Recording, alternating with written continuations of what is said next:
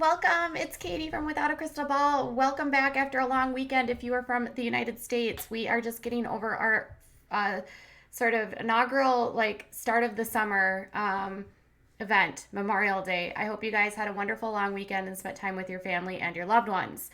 Okay, so I tried to do some content this weekend. It wasn't actually normal content. We're going to get back to that this week. If you're a 90 Day Fiancé fan, the recap will be coming. I don't know when, I'm a little bit behind, but let's dive into Sister Wives because this is part of the reason why you guys love this channel. Okay, we've talked a lot about whether Meri and Kody are back in a relationship or not. There's been all of these videos about, Christine's daughter says that he sleeps over at Meri's house, and then Meri's constantly posting these clickbaity quotes about how know your worth and I'm gonna be fine by myself and stand by yourself and get out of the trees and stand in the wilderness, that kind of stuff. And so people are sort of over it. They think that Meri is starting to troll us, which she might very well could be, but she posted a photo of Coyote Pass with a snarky caption saying, I mean, it's fine. And then that got me sort of thinking about this property. So here is her caption from Instagram, and it says, I mean, it's fine. And it's a beautiful photo of, the mountains. This is their pass. This is their property that they own, 4 lots. One of the issues this past season was that Meri was going to be put in a lot further away from the other wives, sort of off the beaten path, and she was going to be in the trees. She was unhappy about this and said she wasn't sure that this was the property that she wanted.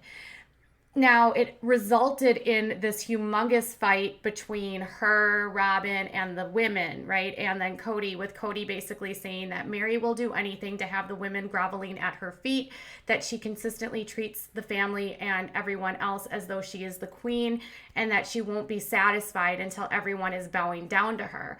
He said that he had done his best to try to accommodate her needs and wants because she said she loved the trees, and he figured that this would be the property that she would be the happiest in.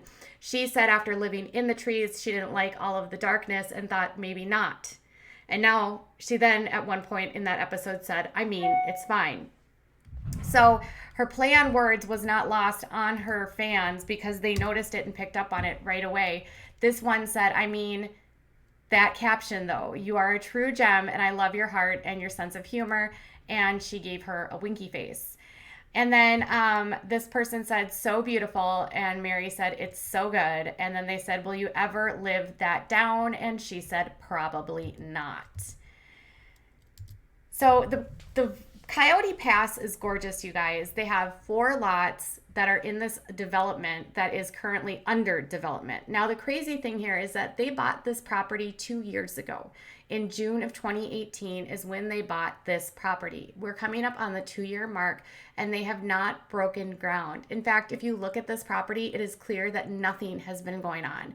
No infrastructure, no sewers, no electricity, no boring for any sort of utilities. This is undeveloped property. It's also relatively rural, and because of that, they will have to spend a lot of time and money putting infrastructure into the property in order to have it ready for building.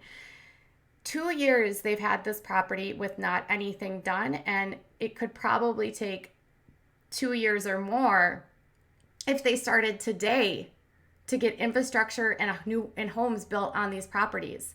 Think about that. They don't have any permits pulled that I could find.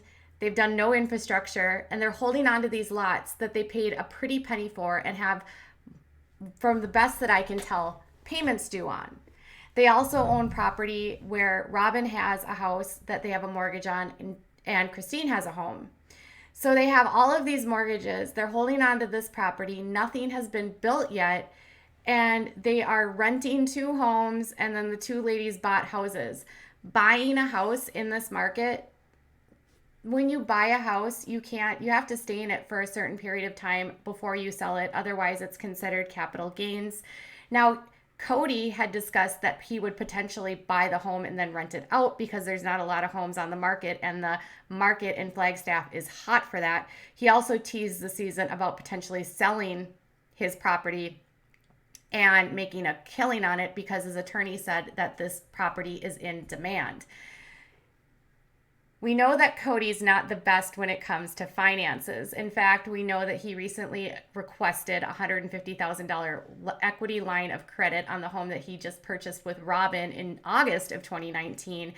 And he has back taxes on a piece of property that he owns with Robin, which he owes the county $937. They are current on all of their taxes here, but they have liens out against all of these properties through a private LLC. I'm thinking that this could be they're using a private financing company like a balloon where there was a rumor that in Vegas they used balloon payments and the balloon payment went up and they had to leave Vegas and that's why they kept moving.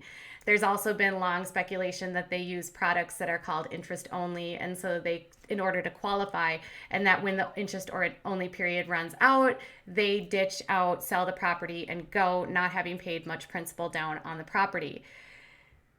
I don't know why this property is still sitting there and them doing nothing with it. I also think that fans didn't really understand the impulse for them to move to Flagstaff without having their homes sold in Vegas, which, by the way, now the homes are sold, all of them in Vegas. But now you have this property that they paid over $800,000 for all of the different parcels. And it's just sitting there doing nothing. And they're paying taxes on it yearly, doing nothing, and probably having to pay interest on property that's doing nothing. Think about that. That's an expensive nothing to have with nothing happening on the property. Recently, there's been some speculation that maybe they'll move back to Utah. I highly doubt it, but when the state of Utah decriminalized polygamy, there was some thoughts that maybe they would move back to St. George because that's where Kody had initially wanted to move.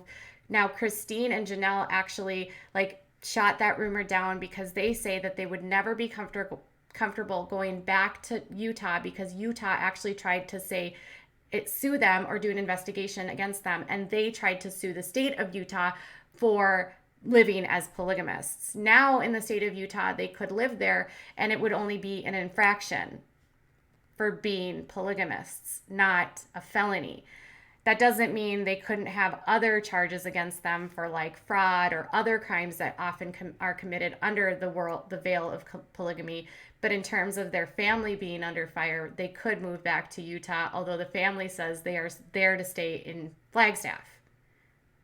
But are they ever actually there to stay anywhere? They've admitted this past season they've moved 16 different times over the years, if not more. And they are a sort of gypsy vagabond.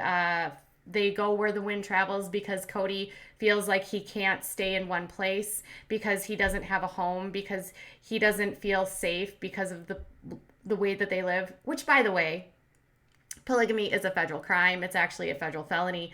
So even though it's not a felony again in Utah, it is a federal crime. And it's also in the Utah Constitution that you cannot practice polygamy. Anywhere he goes, effectively, they are committing felonies. They just have not been charged.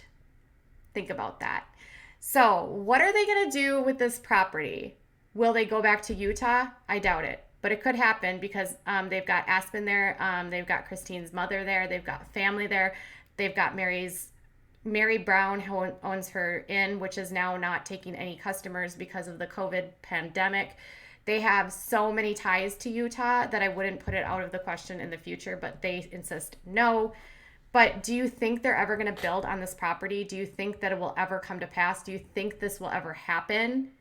Or do you think they're just going to pick up and move again in 5 years because that's what they do when they have to owe the money back and they don't have the money to pay? We know that this is not an easy life. Polygamists in general often have to rely on welfare fraud, on tax. They do find creative ways to get around taxes. They live off food stamps. The Browns have each filed for bankruptcy at some point in their marriages. So do they have the cash to build 4 humongous houses on this property, or are they going to have to just move on? They only have a few more years before that balloon payment is up in 2023. All right, you guys, tell me what your thoughts are. And what do you think about Mary's snarky comment about, oh, I mean, it's fine. Actually, I kind of hope they do build there because it is gorgeous. Bye, guys.